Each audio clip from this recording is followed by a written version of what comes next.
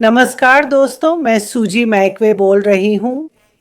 आज सोमवार है 20 अक्टूबर और मैंने फिर से अपनी सोच का कप और टोपी पहनी है। मैं कुछ बताना चाहती हूँ। शायद आपको इसमें कुछ मूल्य मिले या आप मुझसे सहमत हों। बस मैं यह साझा करना चाहती थी। इस वीकेंड मैं सोच रही थी, मैं एक खेल प्रशंसक हूँ और जानती हूँ कि आप में से कई भी हैं। मैं मैसाचुसेट्स में रहती हूँ, इसलिए मैं न्यू इंग्लैंड का हिस्सा हूँ।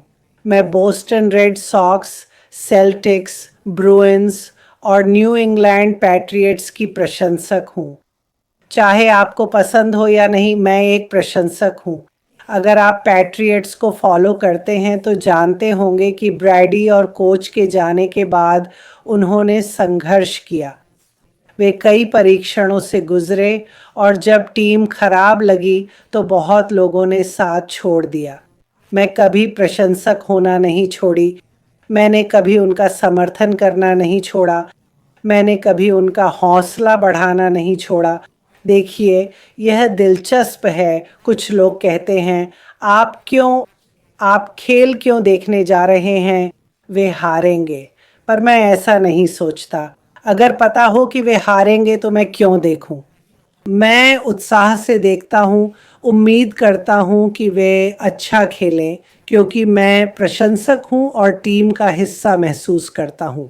अन्य स्थानीय टीमों के साथ भी ऐसा ही है, जिनका मैं समर्थन करता हूँ। मैं एमहर्स्ट में मैसाचुसेट्स विश्वविद्यालय गया था। यूमास फुटबॉल टीम अब सबसे खराब टीमों में गिनी जाती है। मैं अब भी उनका प्रशंसक हूँ। शनिवार को वे लगभग जीत गए थे। मैं पूरा खेल नहीं देख पाया, पर मैंने चेक किया कि उन्होंने कैसा खेला। तो यह महत्वपूर्ण क्यों है? मुझे पता है कि आप में से कई ऐसा ही महसूस करते हैं। जब आप किसी चीज में शामिल हों या प्रशंसक हों या टीम का हिस्सा, तो बाधाओं पर कैसे प्रतिक्रिया देते हैं? नई चीज़ों पर आप कैसे प्रतिक्रिया देते हैं? आप कैसे प्रतिक्रिया देते हैं अगर वहाँ थोड़ा सा नकारात्मक पहलू है? जब कुछ अच्छा होता है तो आप कैसे प्रतिक्रिया देते हैं? क्या आप संतुलित हैं? क्या आप वहाँ हैं? क्या आप प्रतिबद्ध हैं? क्या आप वफादार हैं? ठीक है, मैं उन सभी टीमों के प्रति बहुत वफादार हूँ जो इस क्षेत्र में जिनका मैं फैन हूँ। जीत हार से फर्क नहीं पड़ता।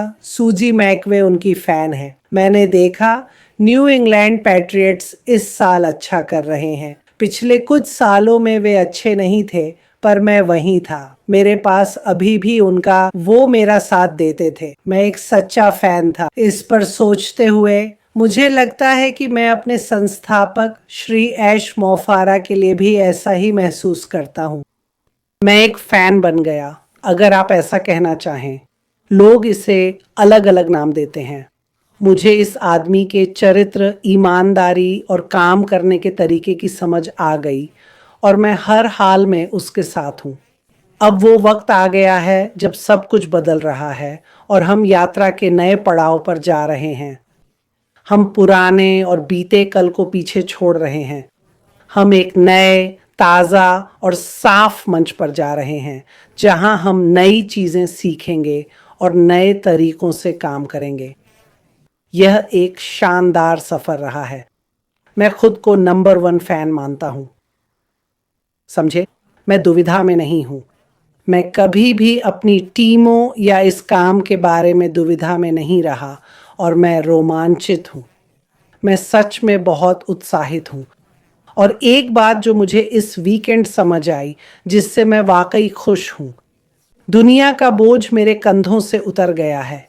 ऐसा नहीं कि दुनिया का पूरा बोझ मेरे कंधों पर था, पर यह जानना कि हम क्या कर रहे हैं और इस मंच पर दूसरों के साथ सीखेंगे और यहाँ से जाकर दूसरों को समझाने की कोई अपेक्षा नहीं है, ये शानदार है।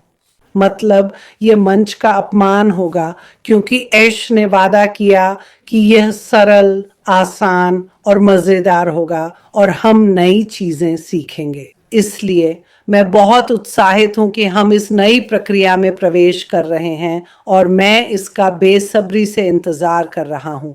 और मैं कुछ पढ़ना चाहता हूं जो मैंने आज देखा। सीमाएं तय करने पर जो अपराध बोध महसूस होता है वह दर्शाता है कि आपको खुद को त्यागने का कितना गहरा प्रशिक्षण मिला था।